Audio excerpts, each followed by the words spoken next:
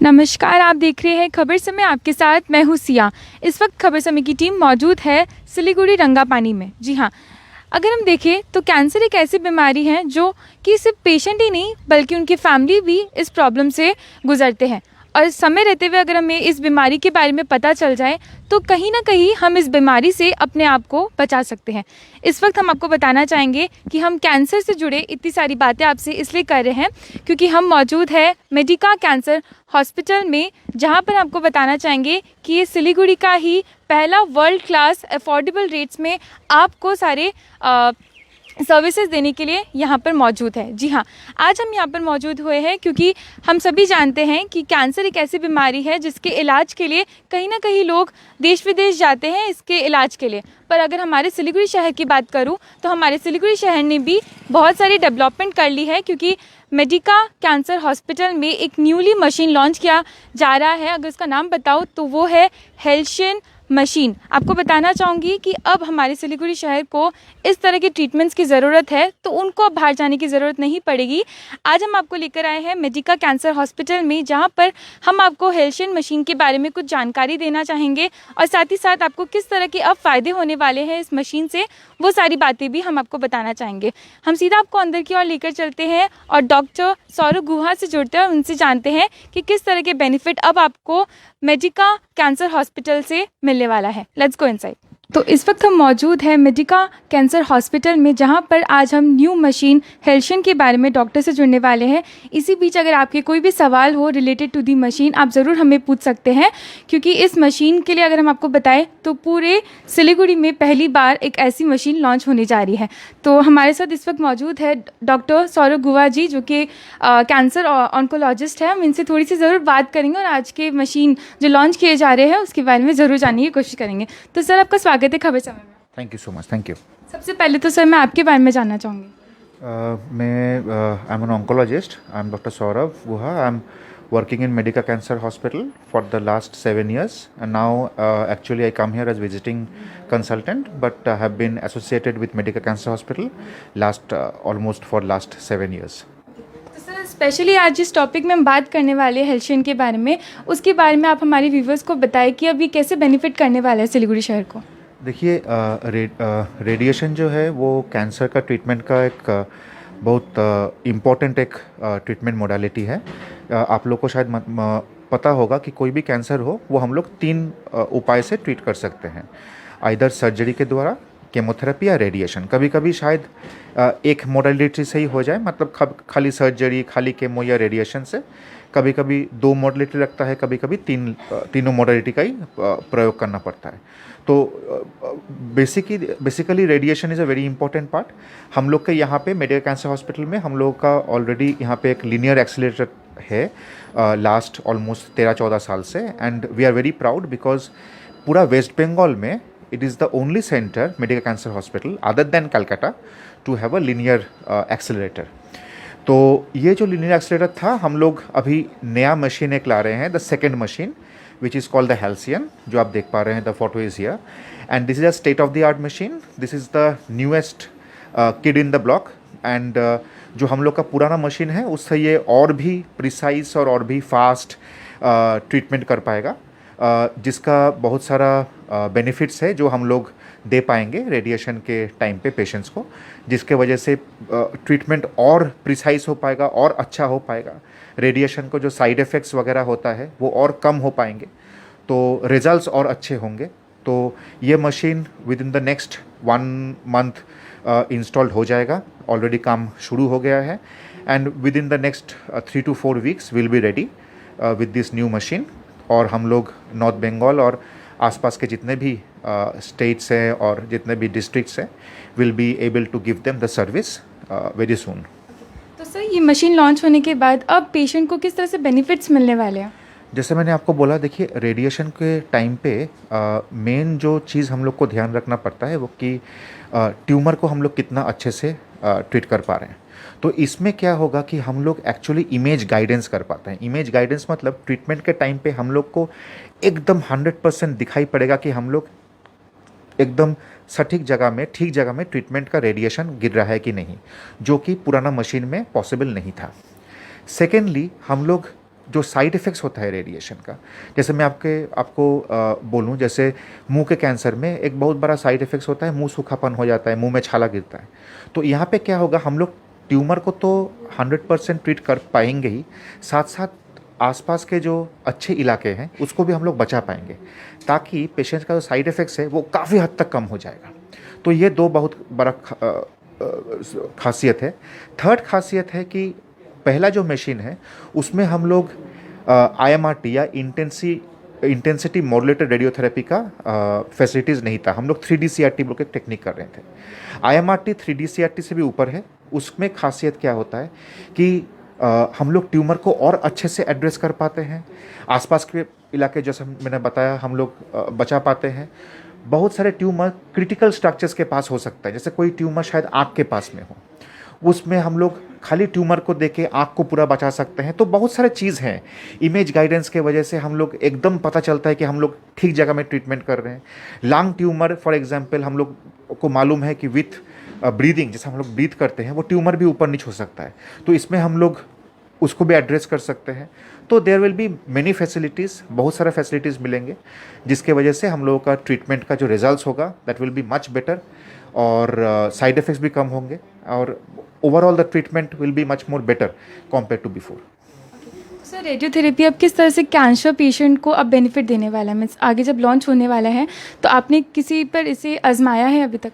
नहीं, देखिए मशीन अभी जस्ट इंस्टॉल हो रहा है हम लोगों का।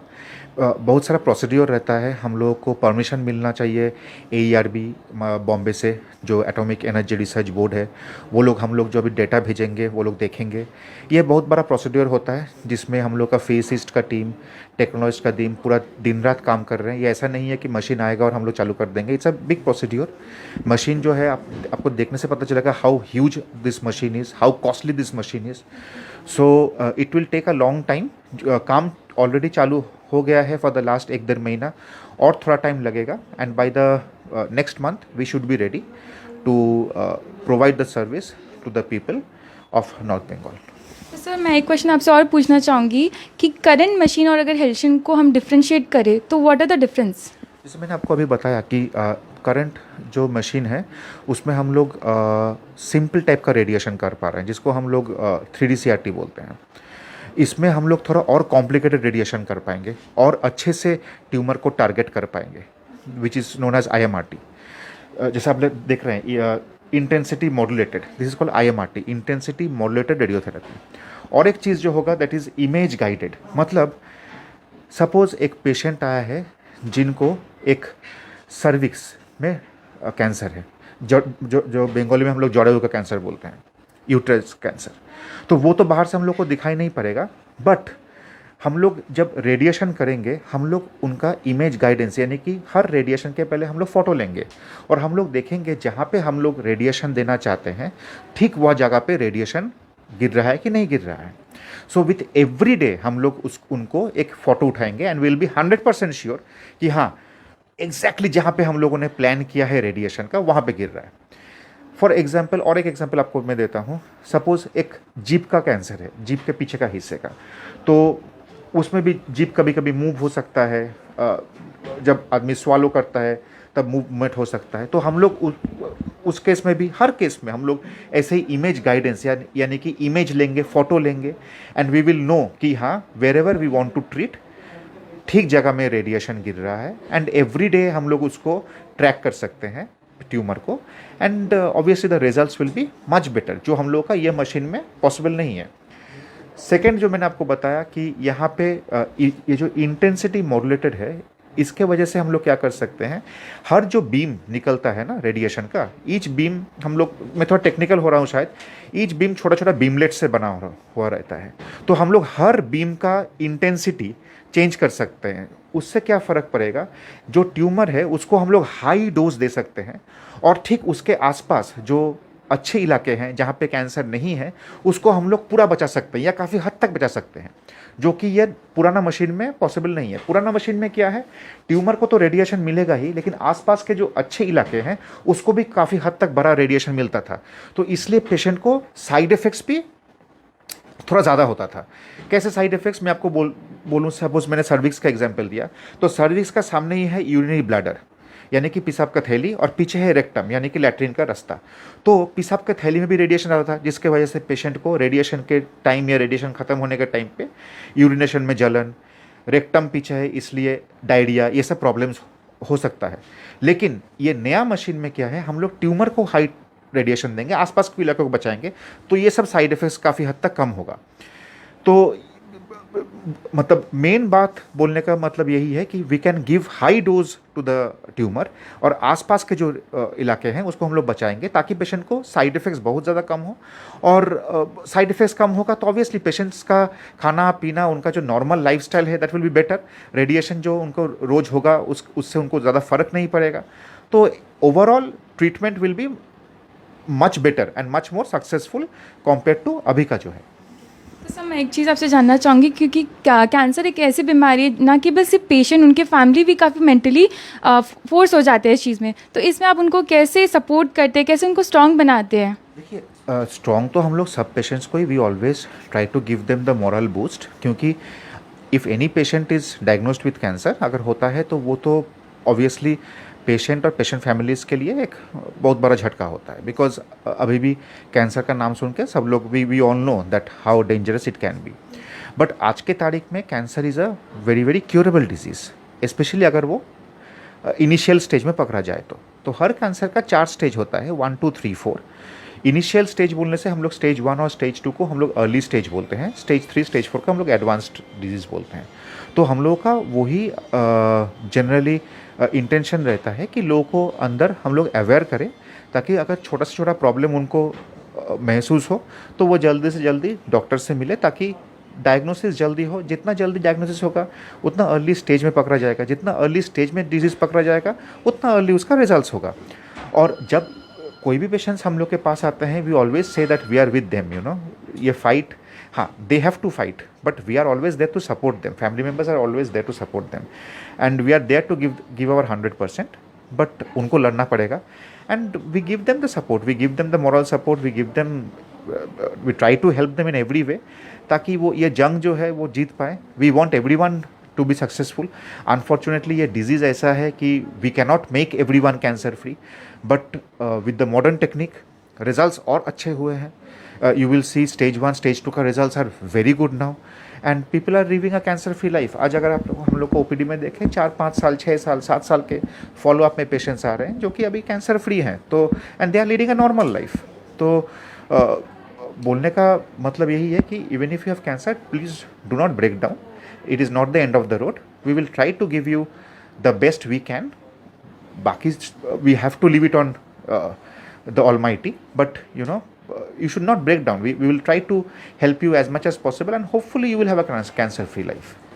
तो सर मैं आपसे जानना चाहूँगी कि ऐसे कौन से सिम्टम्स है जिससे लोगों को पता चल जाए कि हाँ उनको कैंसर है और वो लास्ट स्टेज में जाने से रुक जाए? देखिए, वो डिपेंड करेगा कि शरीर का कौन सा हिस्से का कैंसर हुआ है, उसके ऊपर डिपेंड करेगा। जैसे मैं आपको एग्जाम्पल के इसमें बताता हूँ। मुंह के जो कैंसर होते हैं हम लोग कुछ वार्निंग साइंस बोलते हैं। वार्निंग साइंस बोलने से ये लक्षण होने से आपको डॉक्टर से मिलना है, कोई कैंसर स्पेशलिस्ट से नहीं मिलना है, आपके घर के पास में जो डॉक्टर हैं या आपका जो फैमिली फिजिशियन है उनसे आप ज़रूर सलाह करें। कैसे?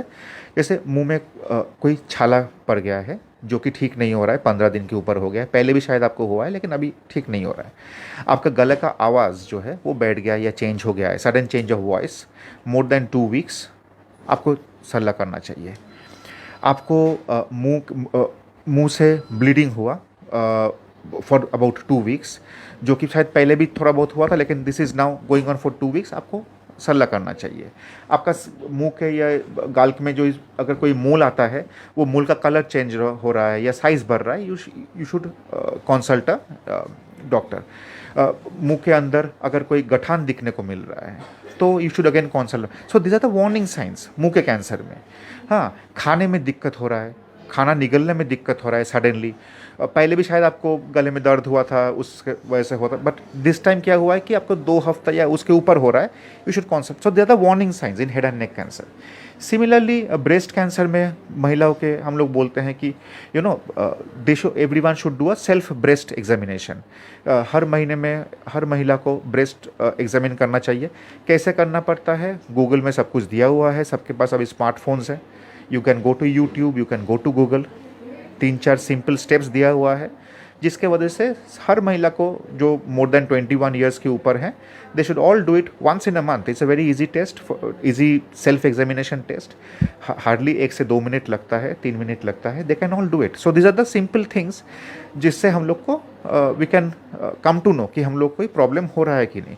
सो डिपेंड करेगा कहाँ का प्रॉब्लम है, उसके ऊपर वो साइंस एंड सिम्टम्स डिपेंड करेगा. सो मेडिका कैंसर हॉस्पिटल की सबसे खास बात क्या है जो हमारे व्यूवर्स अगर यहाँ पर आते हैं तो कौन सारी चीज़ है जो उनको सेटिस्फाई करने वाली है? Medica cancer hospital is the only comprehensive cancer hospital in North Bengal. ये नॉर्थ बंगाल में there are no other cancer hospital. That we have to understand, number one. Secondly, now we have all the services under one roof. मतलब अगर आप इधर पे आएँ, आपको दौड़ भाग करने का ज़रूरत नहीं है. You will get all the services here.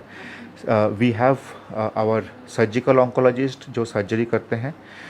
We have our full time medical oncologist now जो केमोथेरेपी को देखते हैं. He takes care of the chemotherapy part. And we have group of radiation oncologist जो रेडिएशन को treatment में help करते हैं. So you have doctors of all field of oncology working here together, so people do not have to go bahar.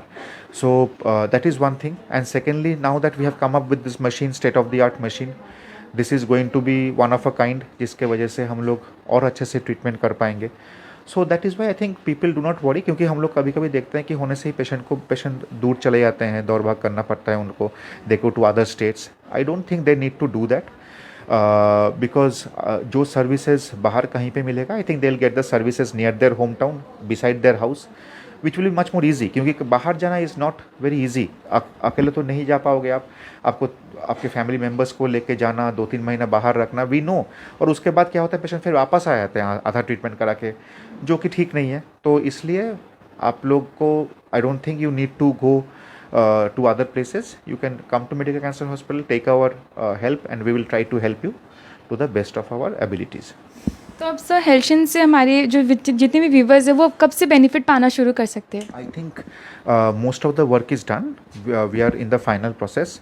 By next month, another 2-3 weeks, we'll be ready and we should be able to open the services. Final date तो अभी तक पता नहीं है, but definitely by April we will start with the new. We are targeting, I think 15th April, New Year, Bengali New Year.